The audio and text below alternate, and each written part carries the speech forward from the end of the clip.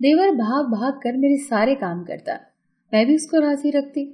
एक रोज कपड़े इस्त्री करने का बोला तो कहने लगा, भाभी टैक्स लगेगा और फाइल भी जमा करवाना पड़ेगी। मैंने सोचा रात होगी देख लूंगी। रात हुई तो होश उड़ गए। देवर इस्त्री शुदा कपड़े अलमारी में लटकाते हुए बोला, चलें भाभी अब। ये कहाँ ले जा रहे हो, छोड़ो मुझे। मैं अपने बाजू छुड़ाते चिल्ला रही थी, लेकिन उसने मेरी बात ही ना सुनी। जुनैद, खुदा का खौफ करो, तुम्हारे भाई को पता चल गया तो क्या सोचेगा तुम्हारे बारे में। मैंने अपने देवर को अपने शौहर को खौफ दिलाना चाहा, लेकिन उसके सर पर तो जुनून सवार था। उसने मेरी एक ना सुनी। वो मुझे बाजू से खींचता आगे बढ़ रहा था। मैं अपना पूरा जोर लगा रही थी, लेकिन खुद को छुड़ा नहीं पा रही थी। जुनैद, छोड़ दो मुझे, अल्लाह का वास्ता। मैं मिन्नतें कर रही थी, लेकिन उसे मुझ पर जरा रहम ना आया। वो मुझे खींच कर कमरे की जानिब ले जा रहा था। खौफ से मेरा पूरा जिस्म कांप रहा था, दिल धक धक कर रहा था। आज तो मेरा शौहर भी घर पर नहीं था। और फिर मेरे देवर ने मुझे कमरे में धकेल दिया और दरवाजा बंद कर दिया। मैं फटी फटी निगाह से देवर की जानिब देख रही थी, जो अब सुर्ख आंखें लिए मेरी जानिब पड़ रहा था। मैं फिर से रोने लगी, मुझे मुझे जाने दो प्लीज। और फिर मेरी आवाज गले में ही अटक कर रह गई। उसने जोरदार थप्पड़ मेरे गाल पर रसीद किया। मैं तो हक्का बक्का रह गई। मुझे अपने देवर से ऐसी उम्मीद नहीं थी। अभी कल ही की तो बात थी जब देवर मेरे सामने नजरें झुकाकर रखता था। कभी उसने आंख उठाकर मुझे नहीं देखा था, और आज वो क्या करने जा रहा था मेरे साथ। ये सोचकर ही मेरी रूह तरस गई और मैं अपनी साबका जिंदगी के बारे में सोचने लगी कि ऐसी कौन सी गलती हो गई थी मुझसे जो देवर मुझे यहाँ तक ले आया। मेरी शादी ऐसे इंसान से हुई थी जिसका आगे पीछे कोई नहीं था सिवाय एक छोटे से भाई के। ना बाप, ना माँ, ना कोई बहन, ना रिश्तेदार। जब मेरा रिश्ता आया तो मैं बहुत खुश थी। लड़का अच्छी जॉब करता था। मुझे सास नंदों की टेंशन नहीं थी, चुनाचा मैंने हाँ कर दी। मैं अपनी शादी पर बहुत खुश थी। सब कुछ मेरे मुताबिक हुआ था।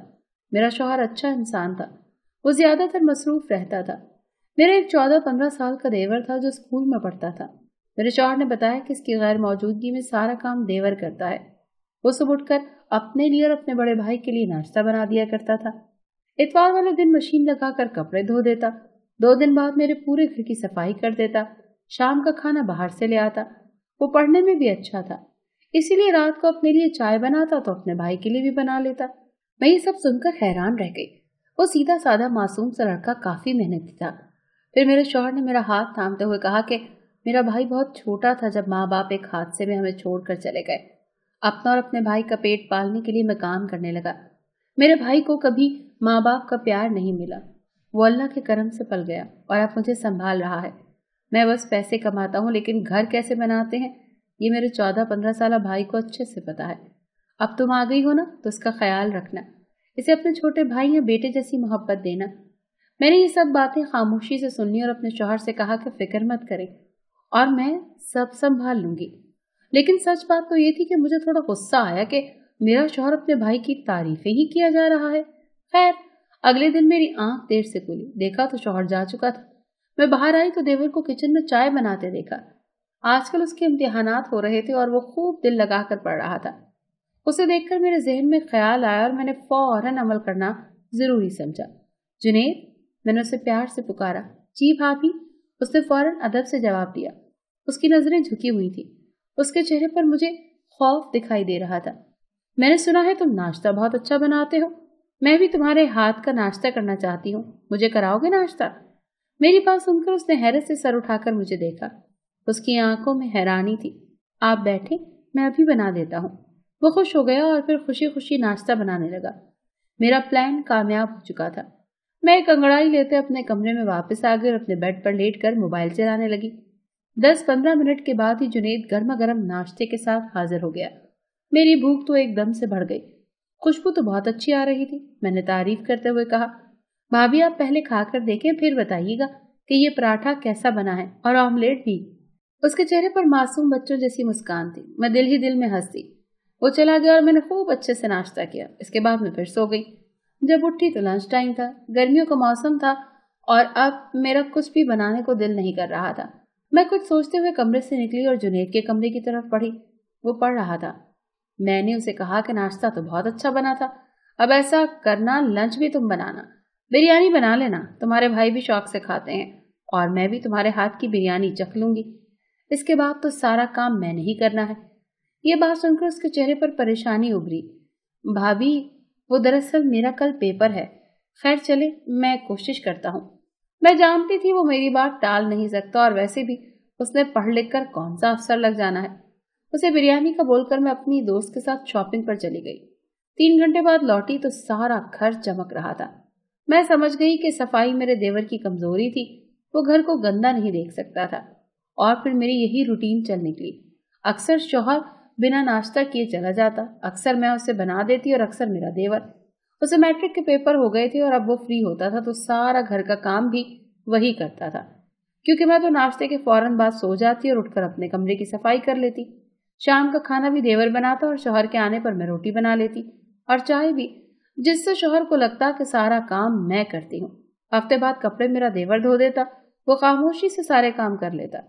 मेरा देवर अब कॉलेज जाने लगा। उसका कद काठ मजीद लंबा हो गया, लेकिन अभी मैं उससे काम करवाती थी। उसे कहने की जरूरत नहीं पड़ती थी। अब वो अक्सर देर से घर आता था। एक दिन वो मेरे पास आकर कहने लगा कि कल मैंने फीस जमा करवानी है, आप रात को भाई से बात कर लेना, मैं जरा देर से घर आऊंगा। उसकी बात सुनकर मेरी भवें सुकड़ गईं कि अब उसे पैसे देने थे। कॉलेज की फीस कम से कम 1 लाख तो होगी ना, और मैं ऐसा बिल्कुल भी नहीं चाहती थी कि मेरा शौहर फजूल में इतने पैसे अपने भाई को दे दे।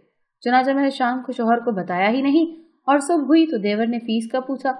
मैंने झूठ बोला और कहा कि तुम्हारे भाई कह रहे थे कि हाथ अभी तंग चल रहा है, इसीलिए पैसों का इंतजाम नहीं हो सका। ये सुनकर देवर परेशान हो गया, उसका मुंह लटक गया और वो खामोशी से चला गया। मैंने सुकून का सांस लिया और उसके बाद देवर ने दोबारा शौहर से कोई बात न की। वक्त गुजरता गया, मैं भी अपनी जिंदगी में मसरूफ हो गई और देवर भी। अलबत्ता जिस दिन जिस वक्त मुझे देवर फारिग मिलता उससे काम पर लगा देती। मुझे शुरू ही से काम करने की आदत नहीं थी, बल्कि यूं कह लें कि मैं काम चोर थी।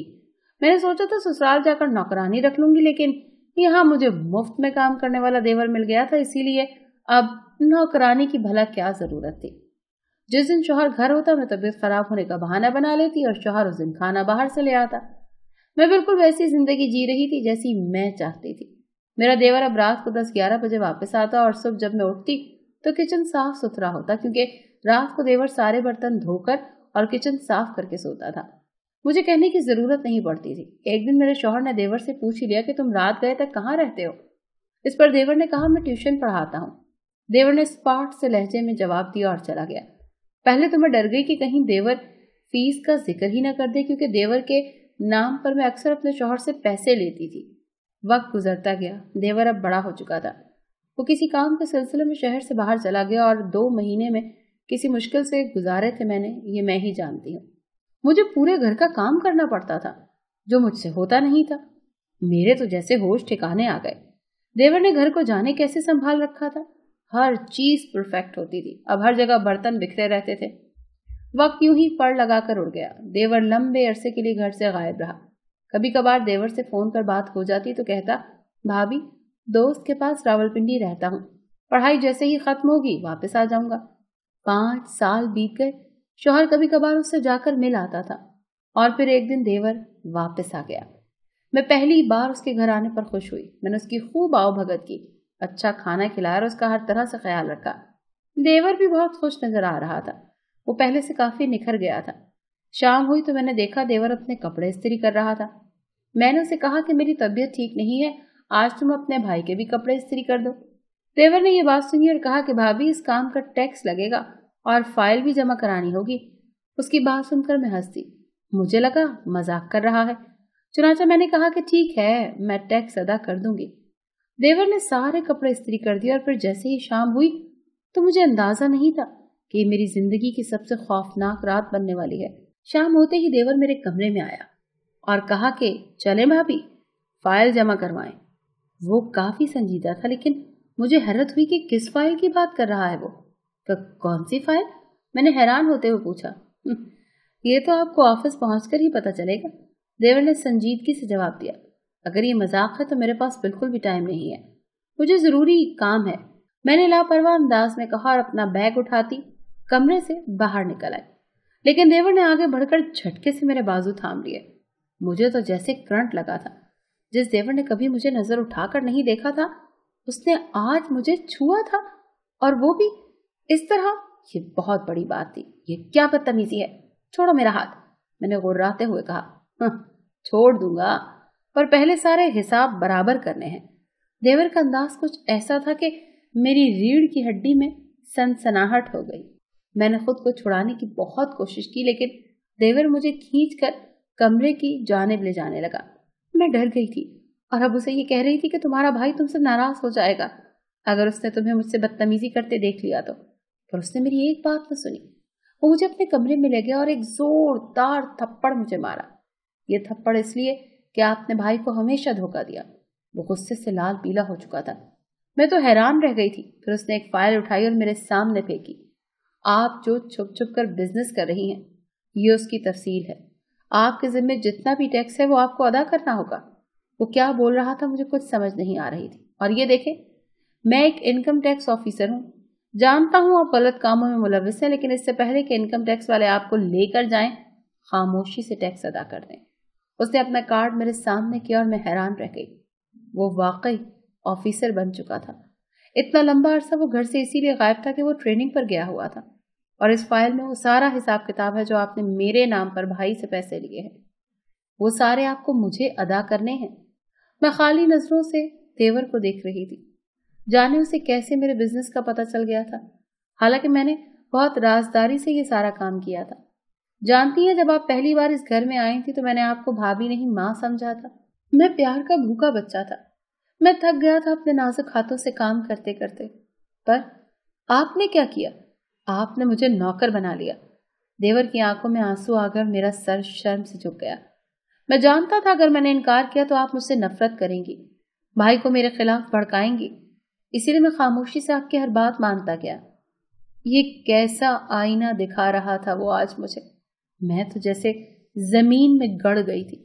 आप चाहती तो नौकरानी रख लेती, पर नहीं, आपको मुफ्त में सब मिल रहा था। खैर, ये वक्त इन बातों का नहीं है। मेरे ऑफिस वालों ने ये फाइल मुझे दी है। वो आपको गिरफ्तार करना चाहते थे। मैंने उनकी मिन्नतें की हैं कि मैं आपको मना करूंगा, क्योंकि मैं नहीं चाहता कि आपकी वजह से मेरे भाई की बदनामी हो। और ये सुनते ही मैं फूट फूट कर रो दी। जाने क्यों मैं पत्थर दिल बन गई थी। मेरे अंदर लालच आ गया था। मैंने अपनी दोस्त के कहने पर शौहर से छुप कर बिजनेस शुरू कर लिया। लेकिन मैं जानती थी ये गलत काम था, पर लालच ने मुझे अंधा कर दिया। अब वक्त यही था कि मैं तौबा कर लेती, अपने देवर से भी माफी मांग लेती और सारे पैसे उसे दे देती। चुनांचे मैंने ऐसा ही किया। सारा हराम का पैसा इनकम टैक्स वालों को दे दिया। देवर से माफी मांगी। देवर का ये एहसान काफी था कि उसने शौहर के सामने मेरी इज्जत रखी थी। और फिर उस दिन मैं सुधर गई। पैसा तो आनी जानी चीज थी, असल चीज तो रिश्ते थे, जो मैं अब खोना नहीं चाहती थी, ना शौहर को, ना अपने भाइयों जैसे देवर को।